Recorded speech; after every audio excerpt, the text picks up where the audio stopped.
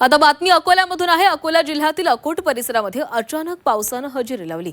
वादळी वाऱ्यासह गारपीट झाली। या गारपिटीमुळे शेतामध्ये उभ्या असलेल्या पिकांचं मोठ्या प्रमाणामध्ये नुकसान झालंय।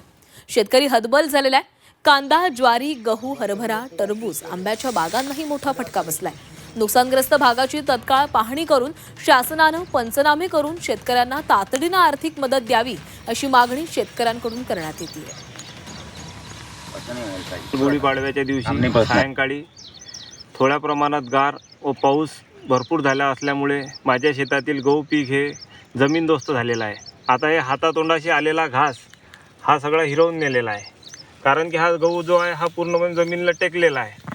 याच्यातून एवढी आशा होती की काहीतरी घडल, काहीतरी होईल, पण याच्यात आता काहीच नाही घडणार आहे।